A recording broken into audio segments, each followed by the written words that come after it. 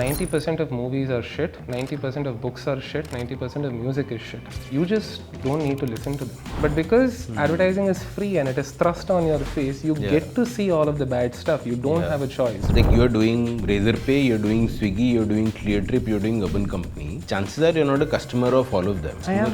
Kaise?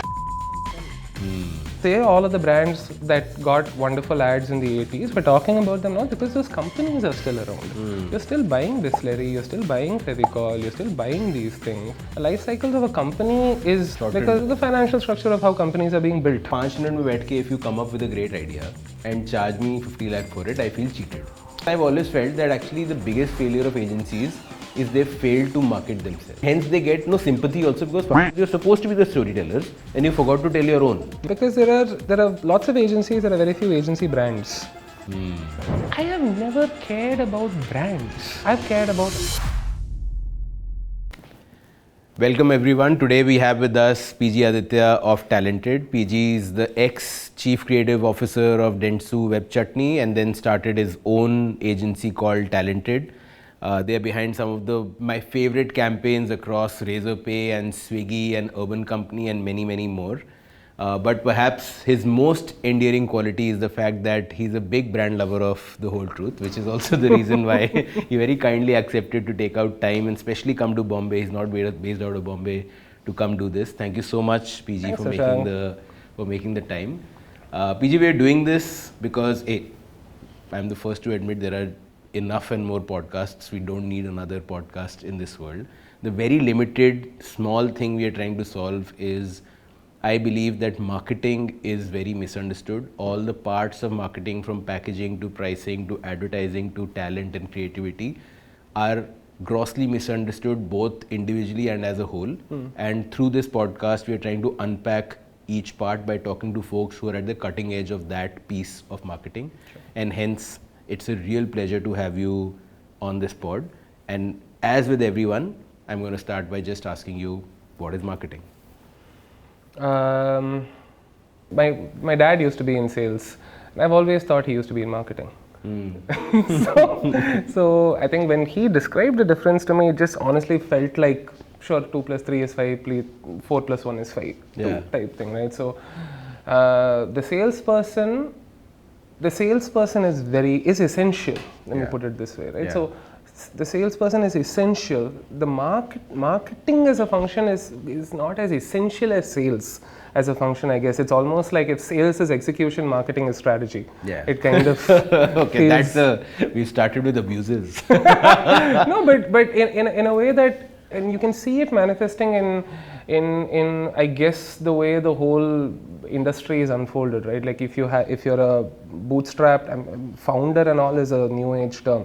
If you're a bootstrap promoter, entrepreneur, whatever, your first thing would be, okay, I've made a product, let me find someone to sell it. So at that base level, that person is essential. The thing grows and then you figure a little more to that. Okay, you figure that the salesperson has there is a ceiling to where their job should start and end, and therefore there has to be a function that is acting adjacent to that type thing. So to me, more than they have become way more essential, especially in larger companies, etc. All of that. Yeah. But at the core of it, the heart of the job lies in understanding how to sell and understanding sales in general. I know where you're coming from. Like even when I started my career at Unilever, and the first thing they make you do is go work as a salesman, right? And it's a really tough job. And actually, whenever a salesman enters, especially a new store to try and place a product, what he's doing is storytelling, right? And even the salesmen at that time were given tools and props to do better storytelling. Like I remember my sales officer telling me कि एक मलाइका अरोरा के poster पे मैंने 10 पेटी लिरिल बेचा है, right? कि like he would keep the poster on the I don't know if it was Malaika or some other actress, Madhuri or whoever. He would keep the poster on the guy's table, put 10 boxes on top, and say, this is what you have to get through to get to this. Right? And that's storytelling and that's marketing. But having said that, I would also say that storytelling at scale under constraint that shifts people's behaviors is a skill in itself. Like the story that this guy is telling doesn't scale, right? It only works one-on-one in a store, etc. And in that, like as an advertiser, as someone who creates great advertising, and wouldn't you say that marketeers in general, but storytellers and advertisers in agencies in specific, are very, very powerful? Like you guys, you can sit in some corner in Bangalore or Andheri and create a 30-second thing which can make me do something different tomorrow. And in that sense, it's, while the outcome is sales, the skill and the leverage being deployed is vastly different from what a sales guy can do, right? Yeah, no, I'm not discounting what I guess our discipline does, and I think the only thing is, like, we kind of find it hard to understand what the roots of any discipline really are. And if we forget what the roots of the discipline are, then we kind of get caught up in our own worlds a little bit.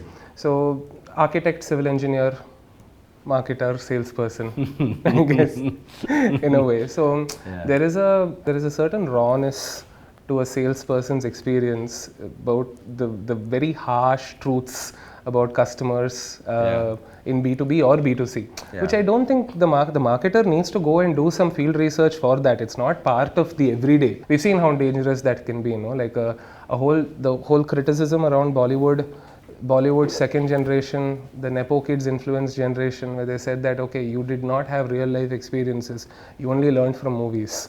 And that's why the movies that we saw after the 90s resembled other movies. Right? So similar to that, our experiences cannot be from advertising itself, or cannot be from storytelling itself. It needs to be from from the rawness of what makes, how do people buy things. So let me sharpen this debate. So let's say you have two creatives to choose from, creative people to choose from. One who is exceptionally creative, but ability/intent to go deep and understand the business, and hence the business problem is mediocre, above average but not great. And one who is the opposite, who is above average creative, but has the intent, discipline, rigor to go deep and understand the business problem, go on the ground, work with the salesman, etc. Which one of the two would you choose? I'm guilty of being the first one. And I've unfortunately not fired myself yet. So I've had so that has been a personal weakness for me, because my interest in advertising came from this show in school. There's a inter-school culturals, I'm sure you had it in your school as well, right? So there used to be this event, I think in Bombay, it's called something else, Mad Ads or something, right? And I grew up in Chennai. Over there, we used to call it Ad Zap. Okay. So Ad Zap ka format yahi hai. Okay. So you get fake brands, okay, and you get 3 minutes to prepare and 3 minutes to perform. This is the whole thing. Okay, so they'll give you a brand, Gandhi hair oil. Okay, they'll give you a brand like this, and it's just stupid oxymoronic stuff like this. Okay, so Gandhi hair oil. 7 of us backstage, we have to figure out in 3 minutes how do you sell Gandhi hair oil on stage to like 500 kids, okay, in school. Now in 3 minutes, you obviously can't come up with a whole strategy and understand what the USP of Gandhi hair oil is and all of that, right? So we'd have these things called standard formats, okay, which are they're just fun skits. You can put any brand in that skit. Okay, so be like, just dial 646464, available in any retail store. Just dial 6464. Gandhi hair oil, just dial 646. Could be anything. Could be anything. And we'd have like, if it were like 7 or 8 kids in the team, one of them would be the salesperson, usually like the one with the best elocution skills, all of that, and the rest of them would be actors. The actors could be anything. You could be a tree, you could be Mona Lisa, whatever the whatever the damn I love that thing one guy was. got to be a tree and one Mona Lisa. One Mona Lisa, right? And we used to be like, we'll get all of them to like do the evolution, monkey to man evolution type, that ascending order, man, they'll all pose, and we'll be like, this is our sales graph over the last 3 So it'd be nonsense like this, but it used to get claps because you're talking to like 7th standard kids.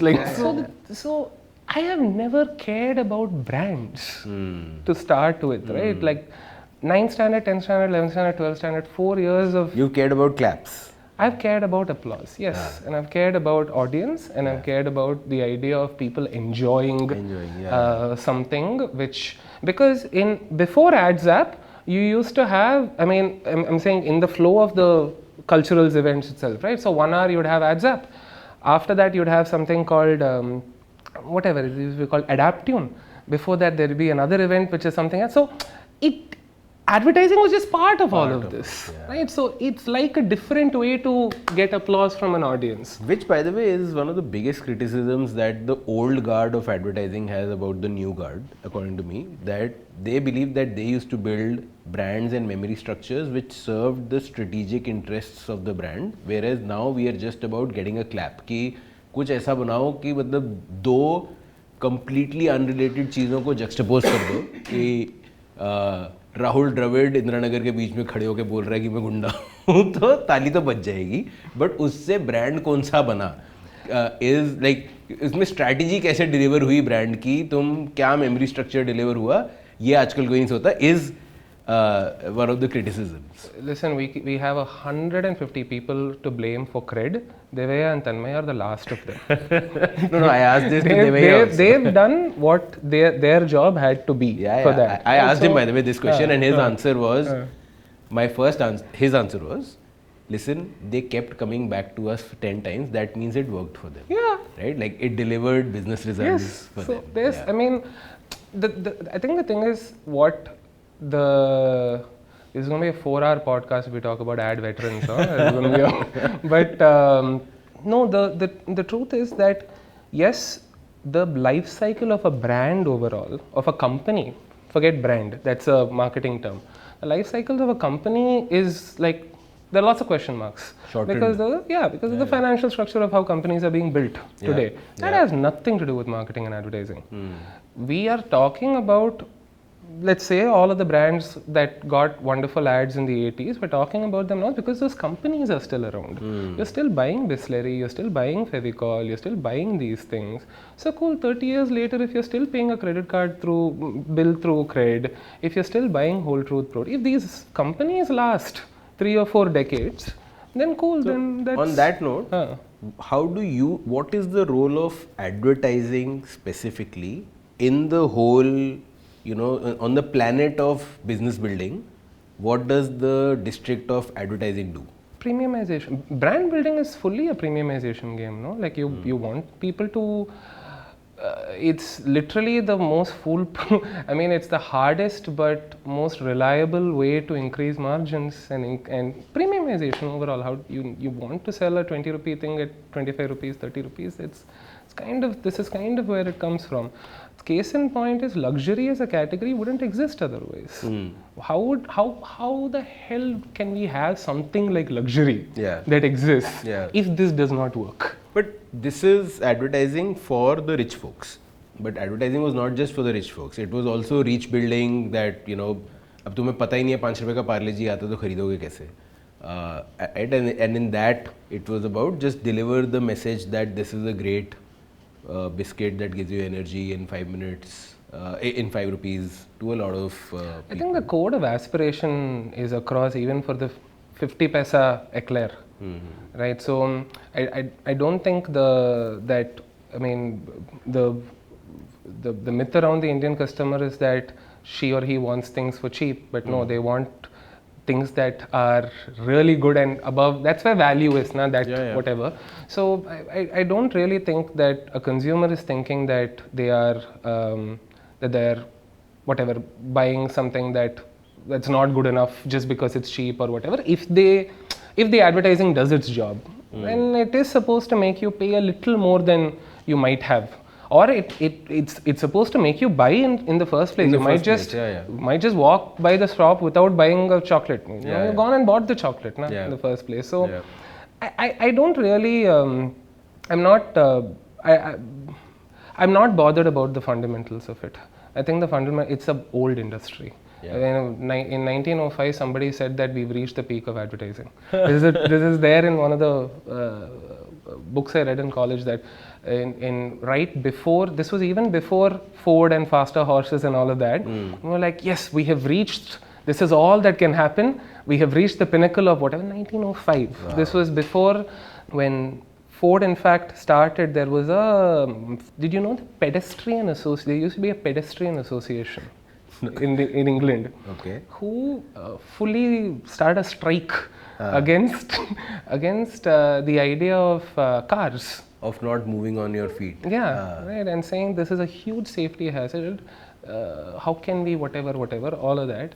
And they used promotions. They used some form of advertising as well. Then the cars came and they used advertising.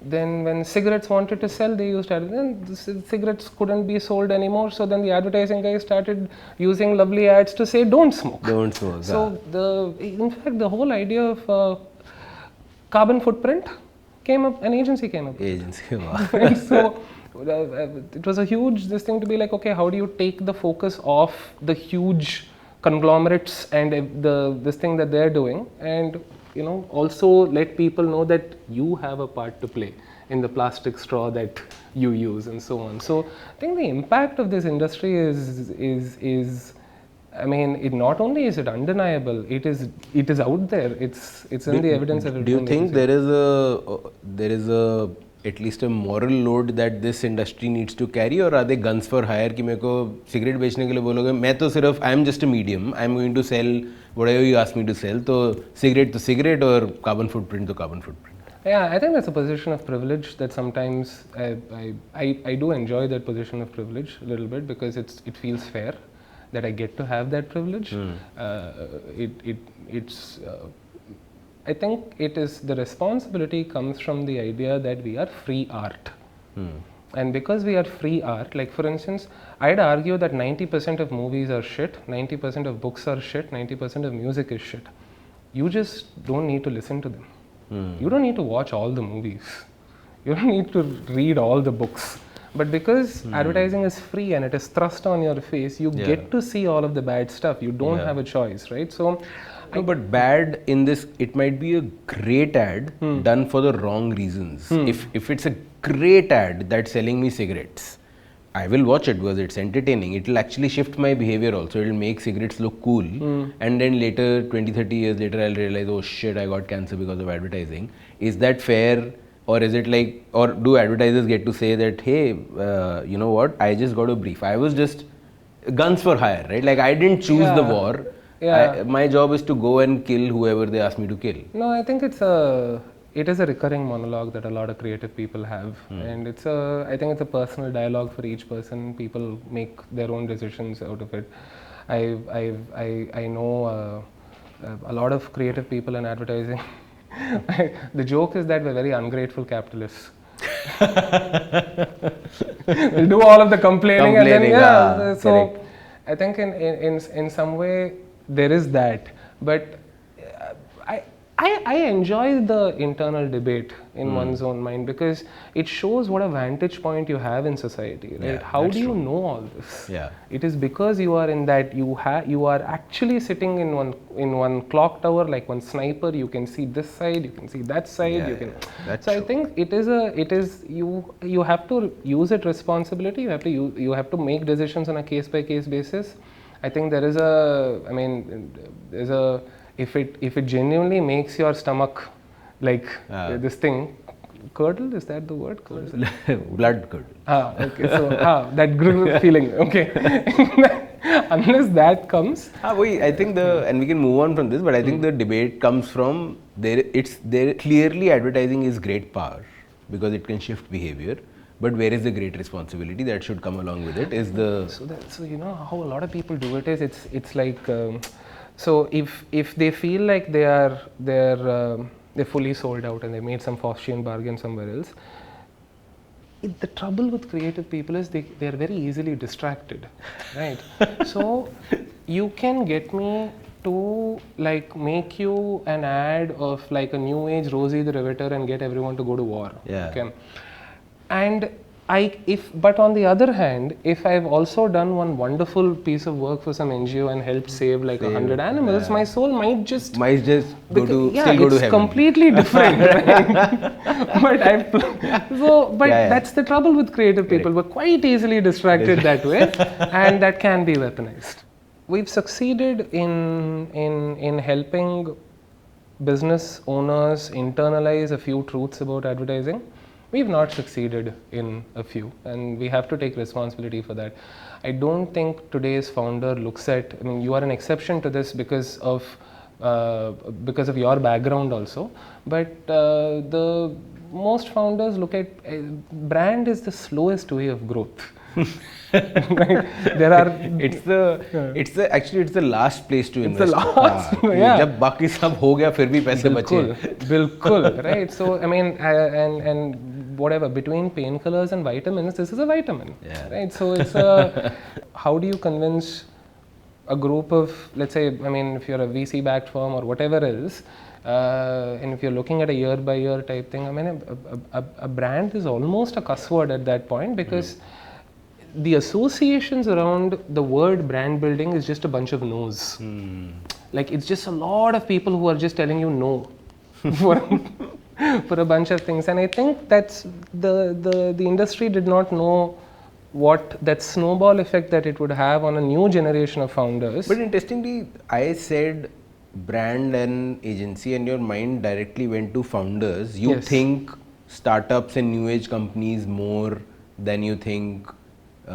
Automatically your head went to founders. Yeah, I mean, I'm saying that. But you do interact with, you know, the large 100%. FMCGs, etc. Also, 100%. do you see a difference in the way agency client relationship is there versus it is in the startup? Yeah, I mean, I think we're at a general industry level, the companies that have been around, let's say for more than 2 or 3 decades at least, they are the vocabulary is a little similar on how growth, and so there is a way growth has happened so far, and a brand has already been built to a particular level. So you're almost like it's in that relay race. You have taken the baton right now, right? But I think with anyone who started a company in the last 5 to 10 years, and especially if it's still founder run, for instance, I think that person is entitled to a lot of personal feelings about how things have to be built, right? And it is a personal journey for them. And maybe that person has gotten properly screwed over by external partners before. Maybe someone's taken them for a ride. Maybe they lost a ton of money believing a bunch of agency partners on something which was, you know, broken promises and all of that. So it comes from some, and maybe they've made expensive mistakes in the past, right? So unfortunately, you know, the bad excess type problem does exist a little bit. The fact that creativity has gotten a little democratized ever since the internet has not helped us. What do you say? Our very serif font written rules, so to speak. I don't think they hold as true in the last 20 years. So, case in point, I think the idea of category codes, right, have kind of restricted creativity more than at the cost of improving brand, so to speak, if at all there is something over there. The whole idea of put the logo on the top left always throughout the ad has fully killed the genre of this O. Henry type advertising. Right, where you reveal what the brand is at the end of it. At the end, right. So, and so many of the wonderful ads that we would have probably, I mean, Zuzu and all is probably an exception. But they were those kind of ads. Where in the last, whatever, you figured at the end ki baat kis cheez ki ho rahi thi, but the story was so compelling that you stuck around. So, and which means that all of these whatever best practices and all of that, some of them did come from agencies and planners and all of that. But there are also a lot of other people in the ecosystem right now who've been able to give sensible advice. So what led to the creation of Talented? Like, what was wrong in the agency world, or missing, maybe not wrong, that you guys wanted to create? We're pretty much a response. We'd like to think of the Talented grid of companies overall, which includes Talented, the creative agency, and a bunch of our cousin agencies who are in adjacent fields like the creator economy and the marketing consultancy and so on. All of them are a response to the things that have gone wrong in this creative business services marketing ecosystem, basically, which kind of comes back to the talent experience that they have, experiences the talent has with its employers. We overall believe that most very good talent today expects 4 things out of their job.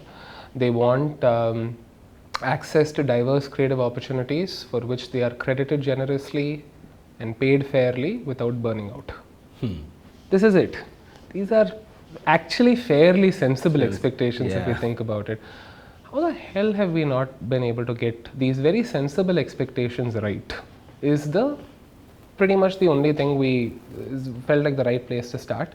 We're also financially structured differently than most other agencies. It's not news to most people in tech. Or to someone in, like, I think even in your own industry, Whole Truth might be an exception with your skin in the game policies, etc. In the agency world, Talented is probably one of the very few that is employee owned. And it was one of the first ideas about why we needed to start and how we needed to do things differently, because the industry loves to complain about attrition and the fact that, oh wow, why do people keep quitting, Churning and why is quitting, that an exodus and all of that. And the truth is that despite staff cost being the biggest thing in an agency, there are still no opportunities to create long-term wealth in advertising. So we figured that an idea like skin in the game, ESOPs, all of that, which is again not news to friends in tech, but it was one of the good ideas that we needed to borrow. So that primarily means that we've been able to, on that bedrock, set up a bunch of internal policies and execute them in a way where you can know that if you are a client of Talented, that you are always going to be interfacing with a extremely competent, motivated workforce. Yeah. And that trickles down into the work. That was the bet that was taken, and so far it's been panning out decently. For an agency, their biggest cost to company is people's salaries, right? So, what is the equation therefore between the talent of an agency and the agency itself is pretty much the only defining factor in how you build. There is nothing else. You get this part like 9 on 10 right, and that's pretty much going to dictate a lot of the others. That's what we felt was missing, not just in the Indian advertising industry, globally. That is, the talent experience within advertising is, I'd say the PR is actually worse than the actual experience, but it's not like the experience was great. We don't actually have like a functioning business model which is meant for like super high growth with some amazing future ahead types, right? And that's because we've thus far, advertising pricing has happened so far in 3 waves, so to speak. So I'll dive into a bit of a history lesson over here. You've seen Mad Men? Yes. Right. So during the Mad Men era, mostly all agencies, so creativity was never priced separately. So this concept of commercial art being priced separately is a fairly new idea. Separately, the agencies used the agency used to make money basis media commission. Ah, right? Okay. So if I was going to spend, let's say, 1 crore rupees on running a piece of advertising, correct, 10% of that would be the Absolutely. creative cost. Yes. Oh, okay. Okay. So for a long period of time, including the golden era where everything from Lemon to Drive It Like You Hate It to Avis were number 2, and all of these ads were born during the era of where the creativity itself was not priced separately. Was not priced. Oh, I didn't know this. Okay. So Don Draper did not have to do timesheets. Right, so so what that meant is, if you're a creative person, and therefore the argument to be made to the client, and this was before the idea of planning and strategy as a department. Yeah. So the argument that, let's say I'll call them, it's a pejorative, but I'll call them suits for what it's worth, right? The suit of the agency would make is, hey, listen, it makes sense that if you outspend the competition, you're going to do well. And the business owner understood that, cool, I'm outspending the competition, obviously it's going to work, right? So, so it was a fairly linear thing, and they were like, and the creativity is almost like a bonus on top of that. And It's hence, by the way, the best creatives would want to only work on the largest brands because the largest spends and hence the largest commission. correct. So you don't really have, I mean, it's like the ingredients for the cake so the creativity almost became like, okay, what frosting do you want on the cake? Right? So it's all different frosting, who has the, so, but you're not paying for the frosting separately. Yeah, yeah. So as a creative person, you can go take 5 concepts, take 10 concepts, take 20 concepts and go, array, abundance, no problem. No one is, this is not being priced by itself. Yeah. All of that changed. Now the legend goes, okay, and I've asked a bunch of people about this, okay, I've asked a bunch of Ogilvy alumni about this. Some of them agree, some of them don't, but it's a fun story that this era almost ended, okay, this media commission type thing.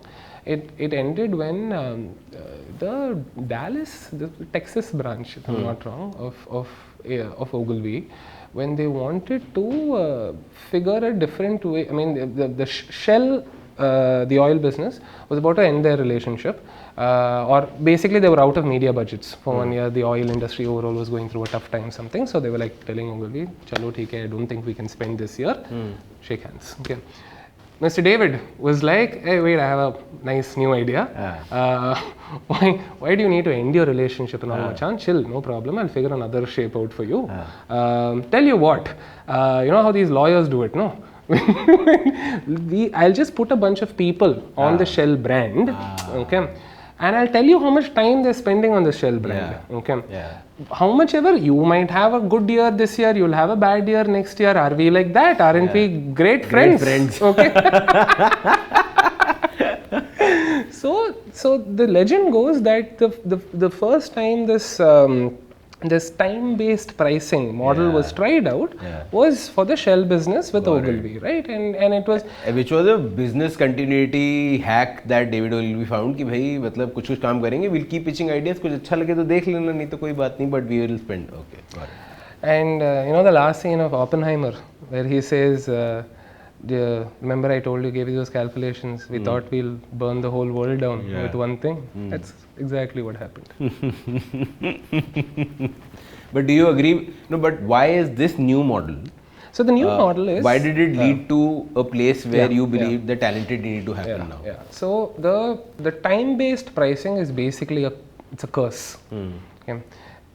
Why is it why I use the word curse is because curses are intergenerational. Your grandfather gets some curse, it will affect you. Okay. Your grandpa Ogilvy did something and it is affecting all of us. Okay. Secondly, curses break your confidence. It makes you think that there's no escape from this. It feels like you're destined to have this problem, so to speak. Which is why there has been a confidence of crisis for a long time in advertising, because of the core of it is this model. I'll explain why. Time-based pricing basically means that you have to give a lot of information to like your client before anything, you know, before you even settle on a price, right? It's kind of like, so which is why I mean I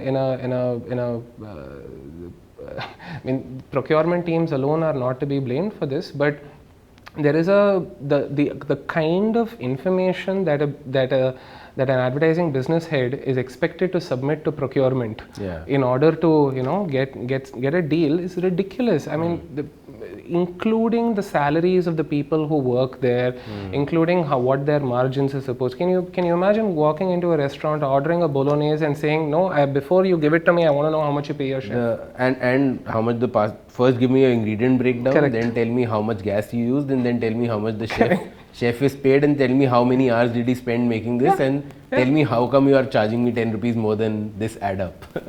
So those are the kind of, so once we put ourselves into this thing, we're saying we will submit information to you in order, and the pricing can be based on that. Then it's only a matter of time before saying, no, give more information, give more information. So now we've gotten to a place where we are not able to simply say, you've seen our work, this is what the work is. For a client like you, this is how much we think we should price. Okay. That's the simplest. And you price by client? This is how we've stopped doing time-based prices since day one. We've never done a man-hour based pricing. A lot of independents like us have been able to do that. That's the system we all were born into and we got out of in a way. Secondly, I think the trouble is, if what this has meant is, if you were to look at all of the problems in our industry, right from a lot of the problems in advertising, some of them are accentuated in advertising, but most of the time we share the same problems that the rest of the corporate culture has. We have more vocal people who say it more creatively also. And yeah, so the talent in advertising in that sense is actually more empowered to talk about the problems than the talent in corporate a little more. Problems and all exist. It's not like it doesn't, but for better or worse, we are more vocal as an industry, right? So take any problem, ageism, sexism, our own looming irrelevance, burnout, any problem in advertising, you can trace it back to pricing. If our pricing model itself puts us in a slightly conservative, risk-averse place, then if you are risk-averse, you're not going to be able to look at this industry as something that you want to spend the rest of your life in, and therefore have the opportunity to say that mindset itself becomes one of. Do you think part of the problem, like back when I was a big client, I was in Unilever, I felt that the articulation on that side was, ये creative लोग, मतलब 5 minute में बैठ के if you come up with a great idea and charge me 50 lakh for it, I feel cheated. Effectively, this was the problem statement, right? And no one had given us back then this articulation that the fact that he came up with this in 5 minutes is the conclusion of 40 years of this guy's life. All his experiences, all his inner work, all his creative process, all of that got boiled down to that minute where in a second he saw it and he said, हम ये क्यों नहीं करते और तुम्हें अच्छा लग गया, right? Because this articulation doesn't exist on the other side. It feels like cheating कि यार ये 5 मिनट के काम के लिए मेरे से, एंड मेरे को क्रिएटिव वर्क दिखता नहीं है, राइट? लाइक कॉर्पोरेट वर्क दिखता है, तुम एक्सेल शीट पे बैठे हो, एक सेल भर रहे हो, फॉर्मूला लगा रहे हो, दिखता है. Creative work is not seen. I think, and hence I've always felt that actually the biggest failure of agencies is they failed to market themselves. They have failed 100%. To tell their own story when they were supposed to be the storytellers. And hence they get no sympathy also, because fuckers, you're supposed to be the storytellers and you forgot to tell your own. Yeah, because there are lots of agencies, there are very few agency brands. That's the so very true. I think because then I'd pay a brand premium. Like 100%. If there was an agency brand, like Ogilvy used to, and abhi bhi still does, but Ogilvy was the, कि हाँ हम लेते हैं भाई ज़्यादा, we are better. No, and for what it's worth, I think Ogilvy is done. They've done probably one of the best jobs of retaining what that agency brand probably needs to be. In terms of the big players, they've probably done a better job than most on that front. But I also feel like that's, in a service industry, to understand brand is a little more difficult because it is a walking, talking, living experience, right? Like it is how you show up in a meeting is the brand, how your emails sound is the brand, whether you choose how you write the credits on work that's being published is the brand. Also think brands need consistency, right? So you can build a brand, but then there is the chicken and egg problem of you need to have consistently delivered output of a certain kind, of a certain level for you to be a brand. Which is why, like, when you guys left and started Talented, because you had a body of work at least individually behind you, you could say when these awesome people come together, work will be awesome. And hence day one, I'm pricing at this, fuck you, right? Like this is the, and do you find that when you price upfront without being apologetic or explanatory about it कि भाई यही है pricing, what does that do to client selection? Reassuringly expensive. कि महंगा है तो अच्छा ही होगा. Stella Artois. Stella Artois tagline. Stella Artois premium in Singapore. They were a how do you sell premium beer? Reassuringly expensive. That's the. I mean, it's not something they haven't heard before from another partner. Quick segue, and then I'll come back to this. You named yourself Talented. Hanji. What part of being creative is talent, and what part of it is rigor, hard work, discipline, according to you? What part can be taught and learned over time, and what part of it is just talent? I think that the joke on why we're called talented is because we're like a lot of the legacy firms are named after their founders because that is also a reflection of their financial structure. So the only 3 or 4 guys on the name, they're the ones making all the money. That's why it's called that, right? So we'd like to think everyone who joins us on this journey will share in the fruits of the whole thing. That's the idea behind the name. I think let's say give you another nice. Have you seen the film Amadeus? Yeah. Salieri versus Mozart, right? That thing, right? So, who is more talented, Salieri or Mozart? At the end of the day, right? You could. So I think the problem is when we look at this raw talent type thing, right? It has been used to justify asshole behavior amongst creative people, right? So I think the whole sex, drugs, rock and roll culture of a creative person comes from taking raw talent for granted and feeling like I can screw myself up enough. I still have it in me, right? I have the magic potion, so why do I need to whatever, right? I think that is foolishness.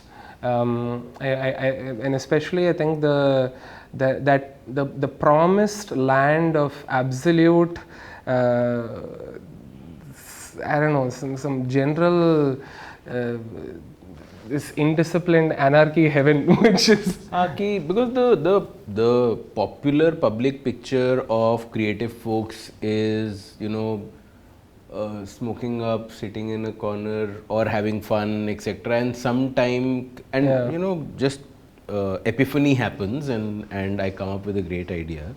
100% of the creative people I've spoken to tell me this is an incorrect image. Correct. And yet it has been built.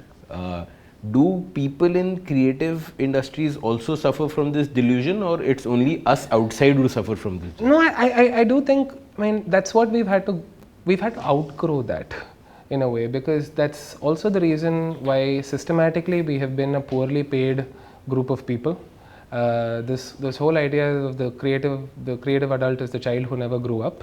Why would you pay a child anything more than minimum labor cost, whatever, right? So I think there has to be this general idea of becoming adults is what it's about. I don't think it has much to do with the creative person type image. There can be an extremely uncreative person who's still sitting in a corner and smoking up and not doing work, right? So I think in a way that little image refresh, but in a manner where we are also slightly able to say that we want to be measured by our competence and our output and not necessarily our process is kind of where this thing is.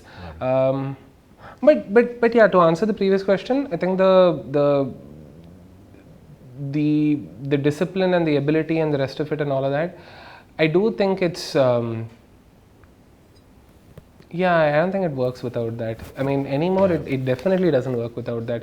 Whenever I've spoken to really creative folks who've had a long career, they are very clear that endurance though doesn't come from talent.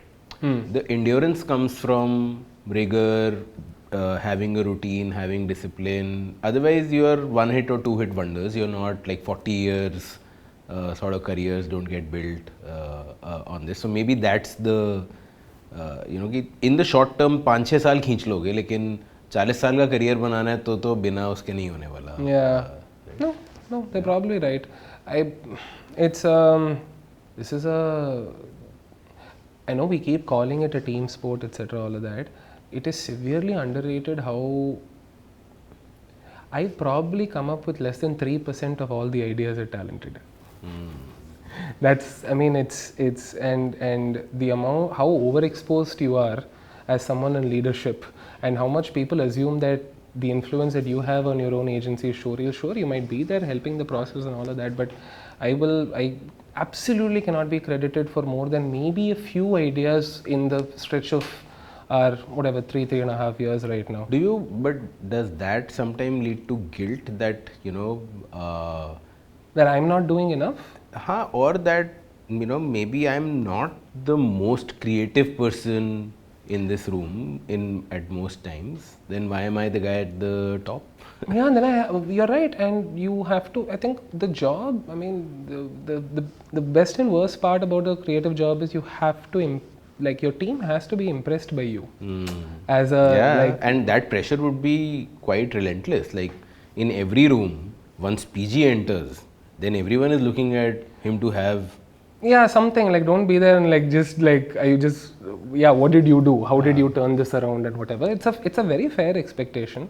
I also think it's perfectly normal for people to outgrow their bosses, also in a way, right? And to develop a culture where if you feel like okay, cool, I know I used to report into you, but at this point I think you and I are probably peers, aren't we?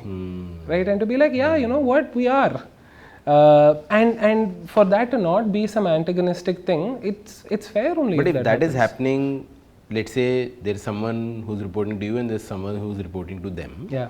and this thing happens between those two guys, and you're the one who will have to then take the call of saying, you know what, actually you're right, this guy is now a peer and I'm going to pay him and give him the designation or whatever. Oh yeah, which these are is- not hypotheticals. This is a very it's happened multiple times, and I think That that's must be so tough in the creative field, right? Like when it's tough in jobs which are far more objectively definable, because your field is much more subjective to define because who is noting down ki it's almost a comparison sheet of last 10 great ideas that came out of this duo, 6 were his and 4 were yours, and hence he's the winner now types. yeah no, but I think that's like I think also the who came up with an idea Doesn't matter. is no longer It doesn't matter. yeah, exactly. It's Ideas are a honestly dime a a dozen. so but I think the who is able to so the parameters for that are different for different roles a little bit. So I think the one of the things that or rather why this has not been too tough a little bit is I don't think there is an element of I mean I think this is just it's been happening for a long time with Gautam and me particularly. That's how we rose in our ranks. Yeah. He went from account executive to CEO. I went from copywriter to CCO. He only promoted me to CCO. So, and I think along the way we've been very grateful for a bunch of our bosses who became our peers. Yeah. And I don't think this. So the culture of this little antagonistic type thing has never existed because a lot of it has generally been about okay cool these are the 4-5 reasons. Hey everybody around, is this an unpopular decision or does it seem natural? Seeing how things are actually happening around us and with a slightly a clearer vocabulary on okay what's best for the agency. Okay, cool. It feels like these two things, these two people actually acting like this, considering that's how it kind of is, makes sense. I'll ask you a old person question. If I am someone who's starting off as a young guy in the agency world, how should I, approach this life? What should I focus on? What should I not focus on to do as well as you've done? It is one of those, in college they used to say, the batch is the syllabus. The people around you are the syllabus. Yeah. And so it's connections that you make for the next 10-15 years types. It's similar here, which is, similar in the agency world. You have to try as much as possible to find a place which is talent dense, where you have at least 60-70% of the people in the shop must be very good. And if you grow up in a uncompetitive environment, I think that can give you a fairly warped picture of what I'd like to think right now we're in a fairly talent dense place. With that, if you started as a copywriter like you did, would you say keep just doing better and better copywriting or like dabble in video making, dabble in... Oh yeah, 100%. I think, especially for a writer, generally creative technicians are the real creative people. I think writers, sure, we can call ourselves creative people and all of that, but sure, we can. No one's saying no. But I think, creativity is it's actually a technical field, which is what I think a lot of I think a DOP and a designer and an animator and a sculptor and an architect are more creative because they understand an actual technique to it, and they know the buttons and they know the I think there's to say that yes, I have learnt Blender and therefore I am more creative than I was before I learnt Blender. I have learnt this new tool, I have learnt, and therefore I become more and more creative. What does a writer say? I am writing now with Mont Blanc over Parker. I'm going to defend writers here because I identify as well. Please, that I think the art is more subtle and hence it's difficult to say, but yeah, if I read my own writing of 10 years ago, I like puke, right? Like it's clearly against my own base, I have become more creative writer. I'm saying it's like brand building. Yeah. It's one of the slower ways of this thing. But no, I also think it's important for writers to generally have a little humility in how they think of them, because honestly I think we've been overexposed in advertising. I think generally, again, within the history of the industry, the fact that writers are the general poster people of this, if you were to look at a script writer in film versus a script writer in advertising, the script writer in advertising has way more power than in film, for instance, right? So we do have power in this industry. In India especially, I would blame the lack of vocabulary on the client side, on the lack of craft, and generally understanding why craft matters, as something where we've not really encouraged people outside the writers in advertising to have main character energy, so to speak, right? And sure, if more CMOs trusted people with a design background and an animation background and a video background as much, or a music background, as much as they trusted someone who was a writer, you would have very different kind of advertising, which would probably have more craft than what's been around. Yeah. Tell me, who's a good client? I'm good. We can start with names. But more definition. No, I generally like people who know their job. Who know their job. If they know their job really well, I respect that. If they know their product really well, I respect that. I think I am wary of clients who know more about marketing than their own business. So if you know more about marketing than the current company that you're in, that's a bit of a red flag for me. My questions, when I interface with any CMO, I'd like the conversation to be about that particular brand in its own reality, with its own this thing, and not as much around the discourse of marketing. What we're doing right now. So this is fine. Contain it in a 2-hour episode. Contain it in this episode. All of the gyan should come in here. But once we move out of this, we should talk about each brand in its own space. And that's why, that's when you get into this very checklist marketing approach. No, okay, what's the buzzword today? I will do this. What is it? No, but what is your product? What is this? You have a factory. People are working. Like, there's a related. What's a good brief? A conversation is a very good brief. I'd prefer that as a brief. Usually, I have ADHD, so I generally prefer a very good conversation. Like if you think back, the work that you are most proud of, does that directly correlate to a very well written given brief? No. With me, I think if I generally get a sense of what a CMO cares about and what kind of keeps them up at night type thing, what are the big problems that they're looking to solve, and all of that. That, for me, that has been enough to get started with. I think it's my job then to just convert a bunch of thoughts and feelings in your head into something that could, and of course, I'm not going to say no to a well-written brief, and all 100% that's really important. But I don't necessarily think that whatever each CMO is their own beautiful snowflake, and they have to be treated with love and care. And I love how this is. It's fine. I think the part of the the creative process starts every time I talk to a CMO. It's not me going separately and thinking. So, but by that logic, you would work much better in long-term retainerships than at a project basis, because the more you develop a relationship with the CMO, the better the chances of outcome from not necessarily. Again, I think it's a like. I do. I mean,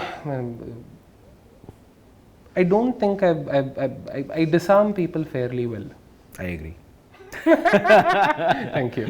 So I don't think people have a hard time being honest with me in a conversation. I don't come with an agenda. I don't think I have this. I don't have a guard on. So I slightly make it easier for the other person to feel like, hey, listen, we can skip to the good part. And it's pretty much. And how do you judge creative work? Do you judge it by how much fun you had or how proud you are of the output? Do you judge it by did it win an award, or do you judge it by the business outcomes it delivered? I think a bunch of all of it put together a little bit. It has a lot to do with how people around me feel about the work.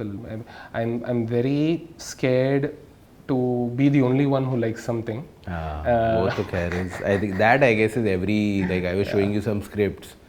Every time I write one and I share it, I'm to like, then once it's on a group, then I'm like, what do you do? Play the refresh game. I'm almost thinking, how will I judge the person who judges this badly? That's the first thought in my head. Ki, why is this guy a stupid person? Yeah. I want to shift gears to now you as a creative, not your agency, not the work that you've done. I want to understand what is your creative process. We were right before this camera jamming. Yeah, we were jamming in your room for a while, right? That's the process. Whatever you saw there, that is pretty much the process. So you showed me something. Yeah. For context, Shashank showed me a script that they're working on. It's a very fun script. You all might see it soon. And we were discussing that, and over that, bad manners, you were talking, I interrupted you and pitched some idea. Yeah. That's perfect. Kind of how it is. And what is even behind that? Anji. How do you keep your creative knife sharp? Like, because I'll expand on it. I was telling you again off cam that I feel that, there was a time when you and I weren't building our companies and doing all of this stuff, where we were, roaming the world, not expecting some output out of everything that was going into our heads. We were just, exploring some art, traveling, seeing things, and maybe that seeped into our subconscious and kept informing the creative intuition gut that you now have, right? Like, how do you keep that gut well fed as Through you go a forward? massive ego. Say more. No, it's just, I mean, this is why I don't like it. I wish I were more, I wish I took this part more seriously, so that I can do better at research. I can absorb more research. A lot of this is fairly unstructured. I rely on conversations with people about things that they buy and things that they don't buy. I try not to. So my idea of consumer research is it's a little took a leaf out of Pandey sir's book type thing. Just talk to people about their purchase habits in general and why they do what they do. There's that, and then there's a media diet. But do you read a lot, or nowadays? Not non-fiction. I've begun finding non-fiction quite banal after a point. But fiction you read? Fiction I've started reading in the last few years. Not as much as I should, but yeah, I mean, whatever. I'm at 2 books a year. I'm not. Which is, I would. मेरे को तो लगता है मेरा भी अभी 2-3 books a year ही चल रहा है. Because the amount of reading to be done actually inside the org, 1-pagers, pre-reads, all of that stuff. That is also reading. It doesn't. We don't count it as reading, but there's you're reading so many scripts, etc. Right? Like the number of words I'm reading is very high. Yeah. I'm just not reading them in books. That standalone time has gone away कि अलग से किताब उठा के पढ़ो. Reading तो मैं बहुत करता हूँ, लेकिन it's happening in the. I do feel that, I mean, sorry, your question made me think a little more about this part. Yeah. I think the ego comes from the fact that I think I'm a very good consumer. I actually buy because of ads. I drink your protein because of the ad first. The protein is also great, etc. Yeah. I bought a car a couple of years back. It was the Tata Tiago, that blue color which they put in IPL. I actually bought it because of that ad. So I don't understand when people are like, oh no, people go for car reviews and then they this thing. I'm like, what? What do you mean? I like the ads. Whatever they showed. So in my own life, I am a wonderful consumer. I am the promised consumer. You show me a wonderful ad, I will buy your product. So and sure, maybe other people are not too much like this, etc. But I feel I know this industry very well as a consumer before as a creator. So you can't.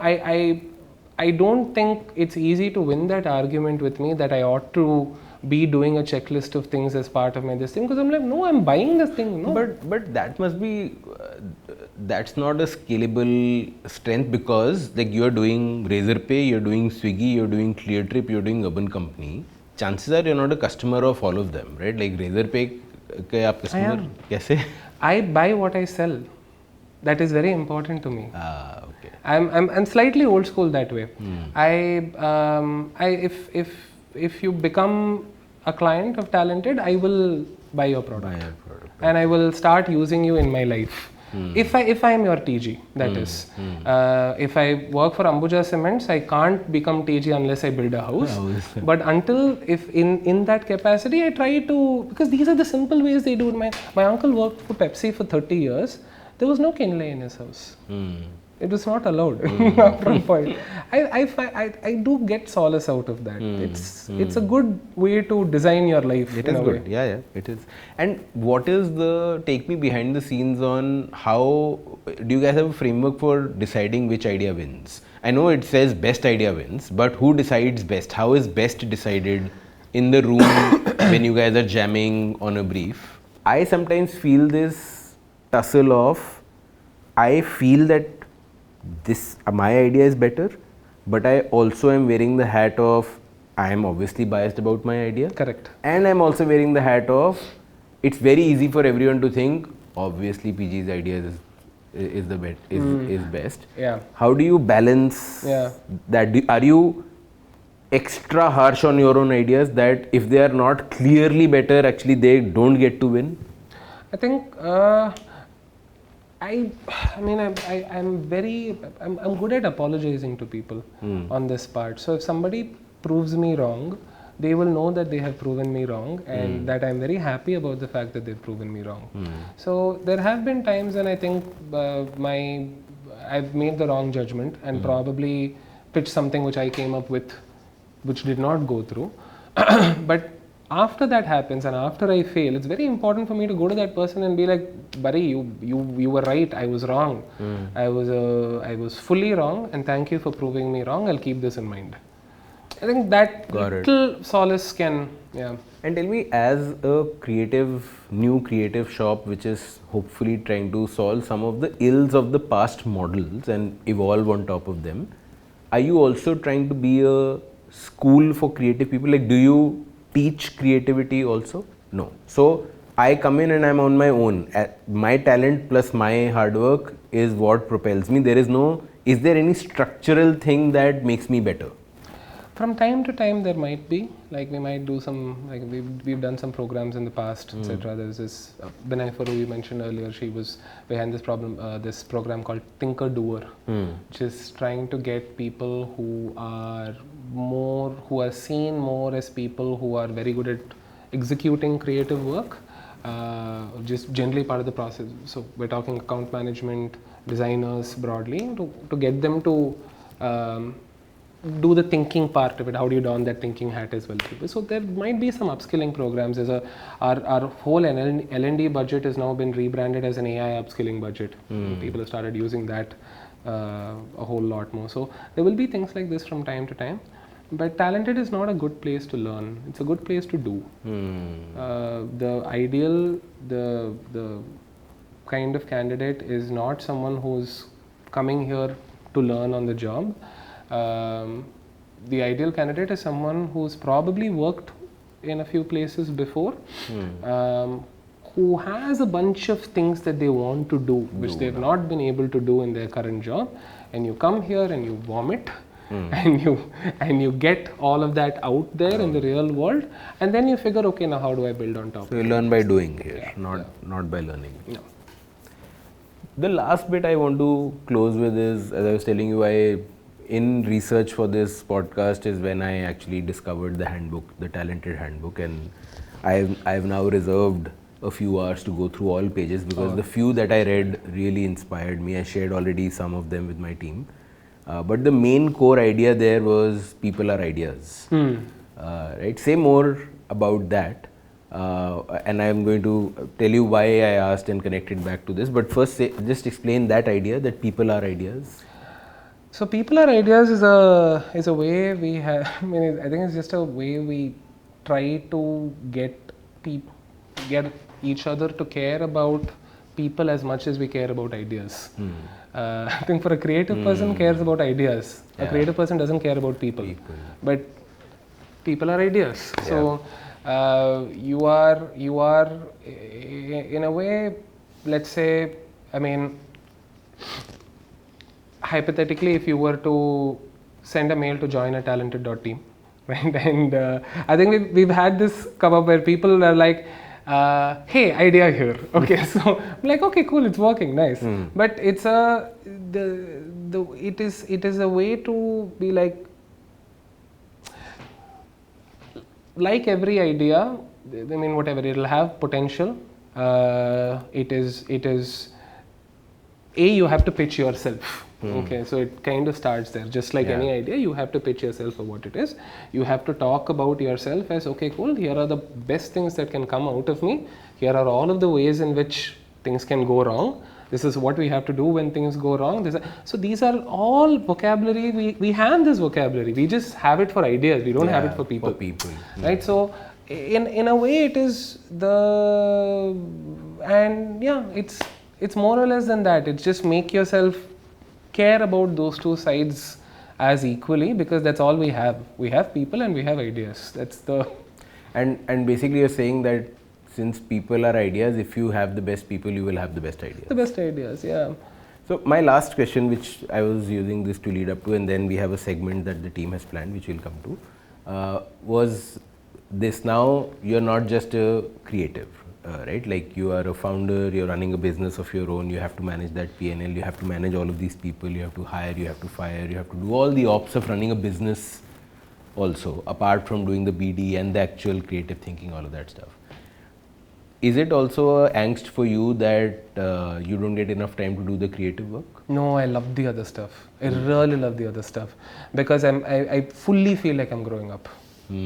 Like, and I mean, I hate it, I love it, but I hate that I love it, whatever. But I'm genuinely enjoying the creative plus type thing in the same way that I think you're enjoying the creative part of your role. Yeah. Right? Yeah. So it's one nice new muscle which has helped me see. I mean, I don't know, I'm a huge fan of this industry, I really am. And I feel like this is the role that one needs to be in order to change the things that we hate and protect the things that we love and all of that. So I think it's helped me care better for something I love. So from a moralistic standpoint, I'm in a very good place. I think that kind of holds true for a lot of the people are talented. We're not, like, I don't think too many of us are having this, oh my god, am I selling out in commercial art type monologue in our own heads. I think we're slightly past that. And it's a peaceful place in one's own mind to be. So yeah, I'm fully enjoying it. I want to actually ask you something on, so I don't know when this is going on air, but we are on we're in mid-May, late May right now. Yeah. So let's say 3 to 4 weeks from now it'll go. Great. Yeah. Okay. So about 4 weeks earlier than whenever you guys are watching this. So you one tweet about Whole Truth banked nicely very recently, which was about I think you gave a couple of extra bars that which were were near expiry. Yeah. And I think the whole thing is the person who tweeted, I think, articulated it quite nicely that because you have such a tightly defined brand, you are able to get a marketing opportunity out of the randomest of places a little bit, right? How does it feel that, I mean, do you feel good or bad about the fact that you don't have much company in how tightly defined this brand is? So I think it starts with the fact that the brand was born out of a mission, that this tight definition of the brand was not born out of a brand manager's intellect. It was born out of a mission, is the core of it. And because it's deeply rooted in that core, it has permeated the organization. And this one is a brilliant case in point. I did not even know that this was being done. Interesting. This was a call that Sahil, who runs our D2C business, and Yash, who is the supply chain head, these two EIRs took this call that we have this bunch of bars which is going to expire in a month. We have certain norms of, if something crosses 30% of shelf life, we will not ship it, etc. So that you never get, right? But that leads to a lot of write-offs. And then these guys had this idea that these are completely fit for consumption. Right. Why are we writing these off? Why are we going to burn them off? Right? So why not just, send it to people and trust people to, and this is a vocabulary that we've built over time, that consumers aren't stupid because we are the consumer. So if you don't think you are stupid, then never think that the consumer is stupid. If you explain stuff to them, they understand. So this was not a marketing campaign. It was not born out of the marketing team. It was something that was going to get written off. Someone realized that, hey, we can actually send this off. It's much better than writing off to send it off, but explain it with a letter and people will understand. That's how it happened, right? So I think it's very, very, very empowering to have a tightly defined brand. But I just want to emphasize on the fact that the tight definition didn't come out of some marketeer's brain. It came out of a core mission, and that mission has, permeated into language over time. And then this is one of those great examples of ideas popping up everywhere because we know who we are. Nice. Another question. Now I think Talented and you have worked twice together in an official capacity through Razorpay. Razorpay, yes. Okay. So I think one of our first ever film that went live was one with you in it. Yes. And more recently, now the one that's airing on IPL, right? Yeah. So I know there's a part of I know the logic to, right from the MDH masala days to now, right? I get why this works. Right, okay. yeah. Have you started enjoying it? Have you started enjoying being an actor? Are you liking that? So, by the way, I've always been on stage. As a kid, I've been doing debates and dramatics, etc. since early on. So I've been on stage always. Yet you can ask, this is the team that shoots me on all our in-house content, that I'm actually still, it takes a lot of energy. It's not something that gives me energy. It takes energy. That I'm very clear. That, on shoot day, I'm usually grumpy before the shoot. I'm not, I'm feeling low. Then I have to really get up the energy and do it, because inherently I am a introvert. Inherently, I would much rather be sitting in a corner in a cafe and writing than be with a lot of people, be on shoot, etc. Once I get into it, I do it well, because the showman comes out, and this dichotomy lives inside of me. I'm a showman and an introvert both at the same time. So I also love applause. I also love, I'm also vain as an artist. So once I'm on stage, I get into it. But do I look forward to being on stage? No. Once I'm there, I know I will do a good job. And actually, over time I've realized it is the fact that I know that once I'm on stage, I will put in so much energy that I will do a good job of it, that I don't like doing it, because I know what it takes out of me. I know how much it saps me and sucks me off Jesus. of energy. So it's a Dr. Jekyll, Mr. Hyde sort of relationship. I don't think I don't look forward to चलो आज shoot day है मजा आएगा वो तो नहीं है. Nice. Okay, makes sense. Yeah. Awesome. Cool. We have this last segment Hanji. where the team has one or two pieces of advertising that they've pulled out. I have not seen it. You've not seen it. We'll see it together, and then we get to react to it. The question being, what was the brief? Okay, we have got to reconstruct what might have been the brief that led to this. All right. Got it. Yeah, जी. दांतों में सड़न आपको चाहिए ये वाला toothpaste काश मेरी त्वचा भी ऐसी हो तुम्हें चाहिए ये वाला क्रीम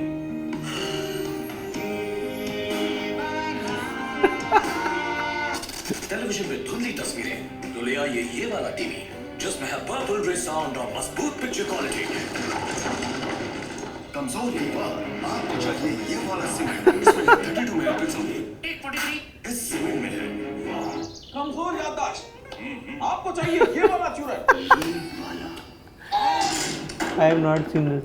दांतों में सड़न खामोश इन सबको दीजिए ये वाला चुइंगा सेंटर फ्रेश So good. जुबान पे रखे लगाम So good. So good. Fuck, I have not seen this ad. No notes. So good. Yeah, बहुत ही this is सही. hilarious. गजब. इससे तो मेरे को अपने लिए कैंपेन का आइडिया आ गया.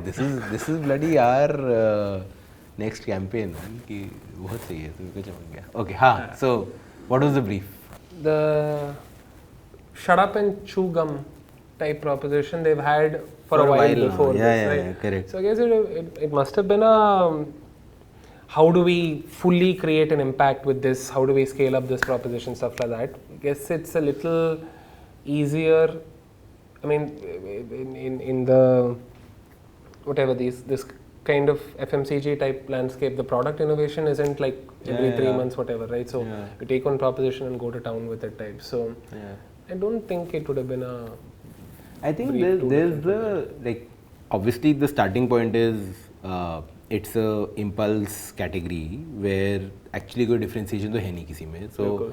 it's the classic Coke versus Pepsi कि भाई मतलब जिसकी ad ज़्यादा catchy होएगी वो top of mind रहेगा तो तुम जब दुकान जाओगे you will remember asking for Coke versus Pepsi. It's the same with Mentos versus Interfresh versus XYZ. Like if you are going to decide on taste, you've already decided. If not, it is जो दिमाग में आया सबसे पहले वो. So brief must have been I need to be so bakchod that I'm top of mind. But I think इसमें the thing that struck me was they were comparing with all sorts of comparative advertising कि ये वाला TV नहीं ये वाला TV, ये वाली cream नहीं ये वाली क्रीम, ये वाला टूथपेस्ट नहीं ये वाला toothpaste. And that is the whole problem with the impulse category कि ये वाला chewing gum और ये वाला chewing gum में क्या फर्क है. And they just took that brief and said इसी में बना देते हैं. बहुत like the inciting on all ads are just comparative. तो इस वजह से ये वाला बना देते हैं. But man, this like every time, and this is now 100 out of 100 times when the team has brought in any ad on this segment. A, it is an ad from 20 years ago. B, they are long form 60 seconders, 90 seconders, not from the digital era. And hence we've always had this discussion with guests कि ये is the era of this storytelling gone now? No, Huh? no, not at all. Tell me a few recent examples of, like I was seeing your urban company ads before I came in, man, like amazing, man. Like and all 2-3 minuters, all of them. So were they run? The media plan was run on the full length film or some cut down? No, full length. 4 minutes. One of them was. Yeah. Wow. Yeah. And was anyone tracking the view through rates? कि कितना, what percentage of the film was seen on average? No, so I think the media plan had a lot of, it was more an influencer focused media plan than the YouTube paid media, so to speak. Okay. Right, so no, I don't have that top of this thing on whether VTRs were particularly tracked, but the because that narrative pays off. It's the O. Henry thing in a different way. Right. तुम्हारे को ad पता है किस चीज़ की है, but the payoff happens at the end when you know when the girl says to her father कि पापा मुझे नहीं पसंद कि मेरा बॉस मेरे सर पे खड़ा रहता है, तो आप चाहते हो मैं जाके उसके सर पे खड़ी रहूँ. या फिर when the kid says कि मैम बोलती हैं कि पढ़ोगे लिखोगे नहीं तो बाथरूम साफ करने वाले बनोगे, right? And then the guy gives his twist. So you have to stay till 70-80% of the ad to get the emotional payoff of the ad. Like one of the reasons these ads get written off nowadays is media plan तो 30 second का 20 second non skippable होती है. अभी YouTube ने 30 second non skippable बनानी शुरू कर दी है, तो 30 सेकंड तक ले जाओ आप. लेकिन ये 2 मिनटर ऐड तो बहुत अच्छा पे ऑफ है, लेकिन वो 1 मिनट 50 सेकंड्स पे आता है, कौन देखेगा. So we recently worked with RCB and so we did a campaign for them about 45 days ago. The moment that the film went live, it was a 1.5 minute film, I think. And because it's RCB, like I mean, I think after Arsenal they have the biggest fan base, most engaged community, all of that, right? So in about 3 minutes, like you play the refresh game, every time you post something, of course. And in 3 minutes, I think we got about 400 comments and I think over 1,000 shares, something, some 10,000 likes in the first 3-4 minutes.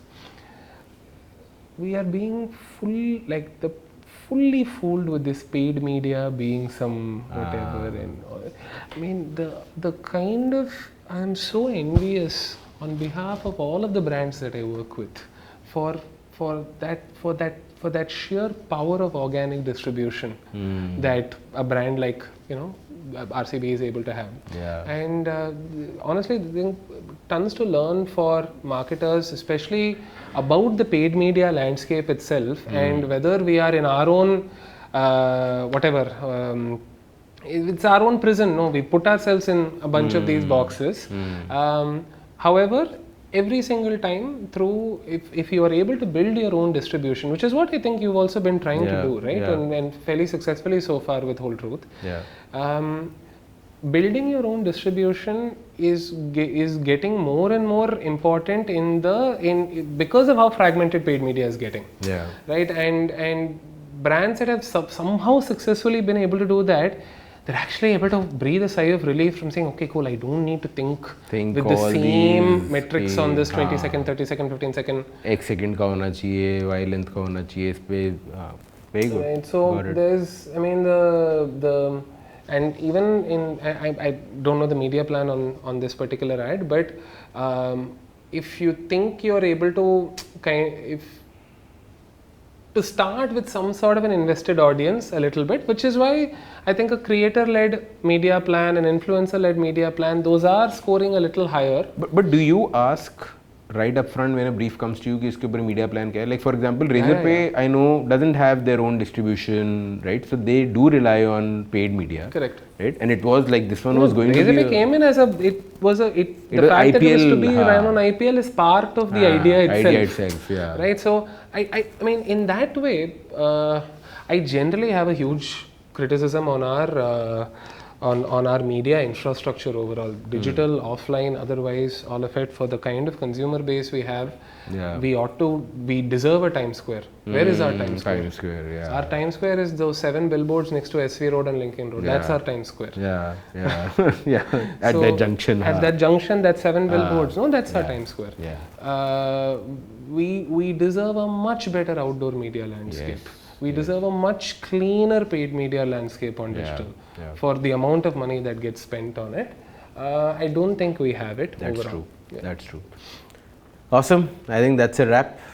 That is a wrap? Is that a wrap? Yes, that's a wrap. Fantastic. All good. Thank you so much. Done. Thank you so much, guys. Thank you.